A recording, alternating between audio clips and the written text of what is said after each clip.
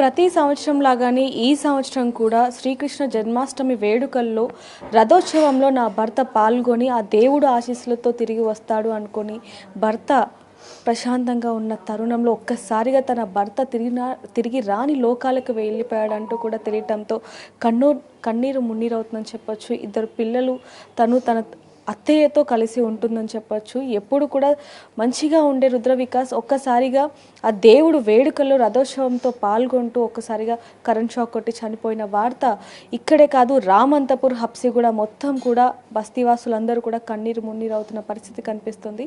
పెళ్ళై 10 సంవత్సరాలు అవుతుంది.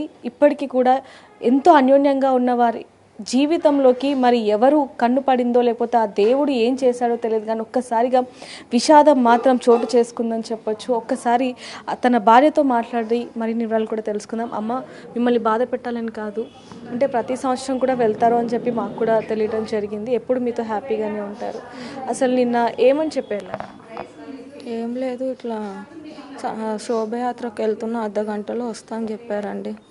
మాకు రాలేదు, అర్ధగంట అయినా ఫోన్ చేస్తే రాలేదు. ఫోన్ చేస్తే ఫోన్ లిఫ్ట్ చేయలేదండి. మాకు తర్వాత 12 o'clock మాకు తెలిసింది ఇట్లా అయ్యింది, హాస్పిటల్లో చేరాడు అని. అంటే ప్రతి సంవత్సరం వెళ్తుంటా అంటే ఫ్రెండ్స్ అందరూ కలిసి చేసుకున్నారమ్మా లేకపోతే? ఇది ఫ్రెండ్స్ అందరు కలిసి చేసుకున్నారండి. ఇద్దరు పిల్లలు కూడా ఉన్నారు. అవునండి, ఉన్నారు. 9 సంవత్సరాలు ఒక బాబు, 5 సంవత్సరాలు ఒక బాబు. 9 సంవత్సరాలు అవును ఒక బాబు, 5 సంవత్సరాలు ఒక బాబు. ఈమె మా అత్తయ్య. మాకు మా అత్తయ్యకి ఒక్క ఆయనని, నేను వాళ్ళ మిస్సెస్ని. నా పేరు రుద్ర సరిత. అమ్మ, ఈ 10 ఏళ్లలో మీరు ఎంతో అన్యోన్యంగా ఉన్నారని చెప్పచ్చు. ఆయన మిమ్మల్ని ఎంతో బాగా చూసుకునేవారు. అసలు ఏం చెప్తారు? అంటే ఇలా ఒక కుటుంబంలోనే కాదు, దాదాపుగా 6-7 కుటుంబంలో ఇలా విషాదం అనేది చోటు చేసుకోవడం చాలా బాధాకరం అని చెప్పచ్చు. ఏం చెప్తారు? మాటలు లేవండి, ఏం చెప్పలేము. ఒక్కసారిగా కుటుంబం మొత్తం కూడా బంధువులు కూడా దీన్ని జీర్ణించుకోలేని పరిస్థితి అయితే కనిపిస్తుందని చెప్పచ్చు. ఈ వార్త ఇందాక చెప్పినట్టుగా హబ్సిగూడ, రామంతపూర్, ఉప్పల్ ఈ చుట్టుపక్కల వాళ్ళందరూ కూడా ఎంతగానో విలపిస్తున్నారని చెప్పచ్చు. కుటుంబ సభ్యులు కూడా ఉన్నారు మనతో పాటు. ఒకసారి వాళ్ళతో కూడా మాట్లాడదాం. నమస్తే అండి, ఏమవుతారండి రుద్ర? పెద్ద నాన్ననైతే రుద్ర భాస్కర్ నా పేరు. ఏమన్నా మాట్లాడే వాళ్ళం మీతో? ఏమైనా మాట్లాడారా ఈ కృష్ణాష్టమికి సంబంధించి? కానీ ఏమన్నా 2 days కింద ఫోన్ చేసి మాట్లాడాడు కృష్ణ.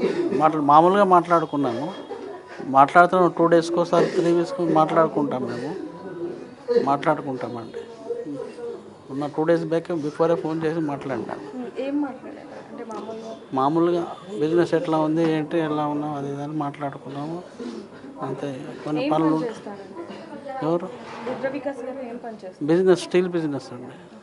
అంటే ఇదంతా ఇప్పుడు ఇంత దారుణమైన పరిస్థితి రావడానికి గల కారణం ఏంటంటారు? అంటే వర్షం రావటమా, లేకపోతే రోడ్డు మీద వైర్లు ఆ విధంగా ఏలాడటమా, లేకపోతే ఏమంటారు?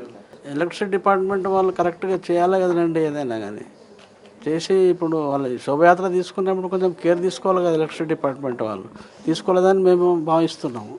సో మీరేం చెప్తారండి? అంటే ఈ ఘటన చోటు చేసుకోవడానికి మూల కారణం ఏంటంటే? అంటే గవర్నమెంట్లో ఉన్న అన్ని డిపార్ట్మెంట్స్ వాళ్ళు సక్రమంగా పనిచేస్తే ఇట్లాంటివన్నీ జరిగాయి కదండి. ఇది ఒక్కరు తప్పు అనటానికి ఏం లేదు కదా. సో అంటే మీరేమవుతారండి రుద్ర వికాస్ గారు? నేను వాళ్ళ భావన. అంటే వెళ్ళేటప్పుడు ఏమన్నా చెప్పారా? అంటే ఈ విధంగా వెళ్తున్నాను నేను, కొంత సమయంలో వచ్చేస్తాను. వెళ్ళి ఇంటికి వెళ్ళేసి వస్తామని చెప్పి వెళ్ళిన అంతే. అంటే ఒకే నిమిషాల్లో జరిగిపోయిందని చెప్పొచ్చు. మొత్తం కూడా అక్కడ పండగ వాతావరణం నెలకొనింది. అందరూ కూడా హ్యాపీగా రథోత్సవంలో పాల్గొంటూ ఉన్నారు. ఒక్కసారిగా మృత్యువు అంతమందిని వెంటాడిందని చెప్పొచ్చు. సో ఏం చెప్తారు? ఒకేసారి 6 మంది కుటుంబంలో ఇలా విషాదం చూడొచ్చు. అది దురదృష్టము. అది ఈ ఫ్యామిలీకి ఇట్లా జరిగింది అంతే. ఇక అది ఇది జరగద్దు అంటే ఇంకా ముందు జరగద్దంటే రేపు వినాయక చవితి ఉంది. మరి గవర్నమెంట్ అధికారులు మరి అన్నీ చూసుకోవాలి. విగ్రహాల హైట్లు ఏంది, ఇదేంది, ఇంత జనాభా తిరుగుతున్నారు. ఇది ఒక red flag. There is next 2 weeksలో కనీసం వేరే ఫ్యామిలీస్ అన్న సంతోషంగా ఉంటే. సో చూడొచ్చు, ఈ ఫ్యామిలీ కోరుకుంటుంది ఒకటే అని చెప్పొచ్చు, మాకు న్యాయం కావాలి. కానీ వచ్చే రోజుల్లో వినాయక చవితి కూడా ఉంది కాబట్టి ఆ వినాయకుని విగ్రహాలకి సంబంధించి అధికారులు జాగ్రత్త వహించాలి. ముఖ్యంగా ఏవైతే కరెంటు వైర్లు ఏలాడుతూ ఉంటాయో వాటికి సంబంధించి విగ్రహాలను ఎంత ఎత్తులో తీసుకెళ్ళాలి ఏంటనే వాటి మీద ప్రభుత్వం దృష్టి పెట్టాలి అనేది కూడా ఈ కుటుంబం కోరుకుంటుందని చెప్పొచ్చు. అంటే మా కుటుంబంలో చోటు చేసుకుంది వేరొక కుటుంబంలో జరగకూడదు అనేది కోరుకుంటున్నారని చెప్పొచ్చు. ఏదైనప్పటికీ ఇది మాత్రం తీరని లోటు. ఈ కుటుంబానికి మాత్రం రుద్ర వికాస్ గారి లేని లోటు ఎవరు తీర్చలేరని చెప్పొచ్చు. అలాగే తన భార్యకి తన పిల్లలకి ఖచ్చితంగా దేవుడు ఆశీస్సులు ఉండాలి, మనోధైర్యాన్ని ఇవ్వాలనేది మనం కూడా కోరుకుందాం. మరిన్ని వార్తల కోసం చూస్తూనే ఉండండి big TV. For more videos like this, subscribe Big TV channel.